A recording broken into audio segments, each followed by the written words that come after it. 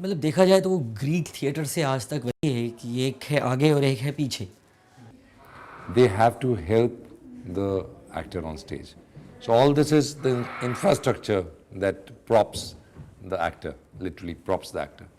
I think best defined is the backstage person basically sets up the skeleton of a show. मतलब जो director को makeup चाहिए, जो कलाकार जितने कलाकार हैं वो मेकअप खरीद के लाना, प्रॉपर्टीज़ वगैरह का ध्यान रखना, लेफ़्ट विंग राइट विंग में जो भी चीज़ें रहनी चाहिए वो रहनी, वहाँ पर हर रोज़ उनको चेक करना और ये देखना कि हर एक्टर के लिए वो प्रॉपर्टी है. और जो भी किसी को चाय पानी चाहिए हो, कोई किसी का पिन गायब हो जाए, किसी का रेज़र ख़त्म हो जाए, तो वो सब बैक स्टेज में आ जाता है. And also they set up the play, as in the set, the tables, the chairs, whatever props are required on stage. That's what a backstage team does.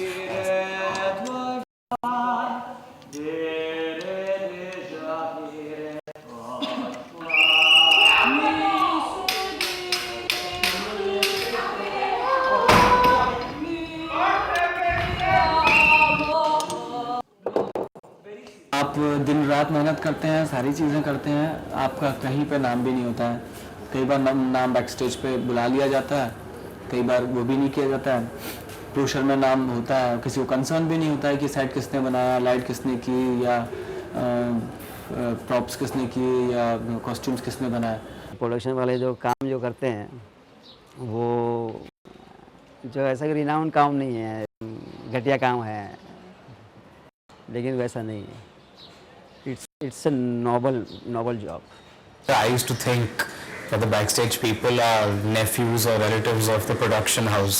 समस्या वही आ जाती है कि अगर एक्टर सब लोग बन जाएंगे तो फिर बैक स्टेज कौन करेगा. They think that production is a stepping stone to get towards acting.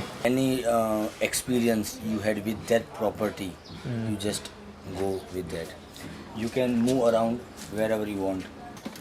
Okay, ये प्रॉपर्टी का ट्रंक है. आप दूसरों की सुनोगे और सोचते रहोगे कि बोरिंग है तो फिर आपको बोरिंग ही लगेगा.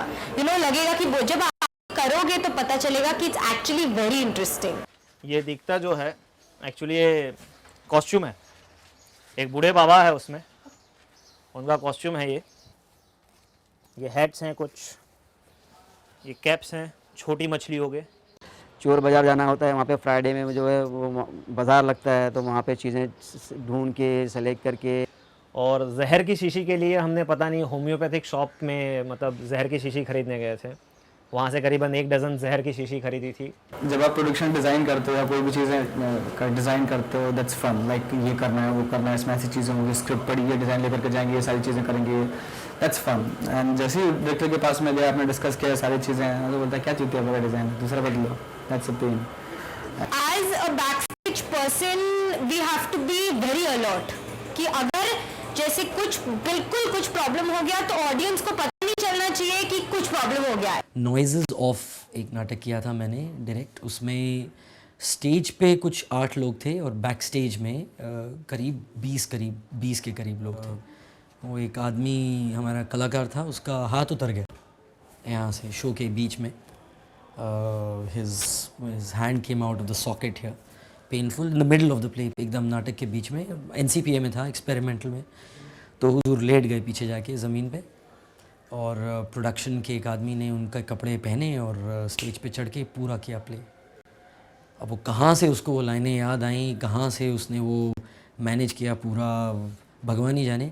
हम अपने यहाँ पे एकजुट में ऐसा करते हैं कि अगर एक्टर को 100 रुपया मिलता है तो बैक स्टेज वर्कर को 200 रुपया देते हैं. मैं ज़िंदगी में अब तक जितना पैसा कमा रहा हूँ, मैं सर्वाइव कर रहा हूँ, वो केवल बैक स्टेज करके. तो बैक स्टेज करने पर ज़्यादा पैसा है. एज एन एक्टर आप थिएटर में बहुत कम सर्वाइव कर सकते हैं. Most important is discipline.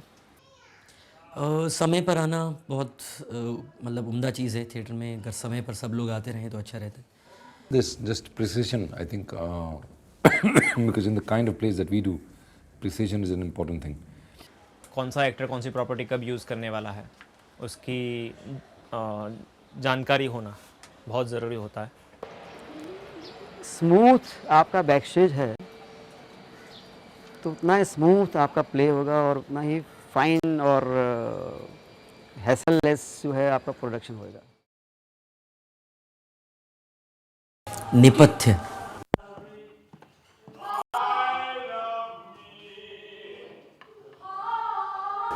मेरे पास ऐसे कोई शब्द नहीं है और ना मुझे कोई आइडिया या कोई तरीका समझ में आता है कि उन लोगों में ऐसा कुछ कह दें और क्रांति हो जाए और सब लोग बैक स्टेज करने के लिए तैयार हो जाएं।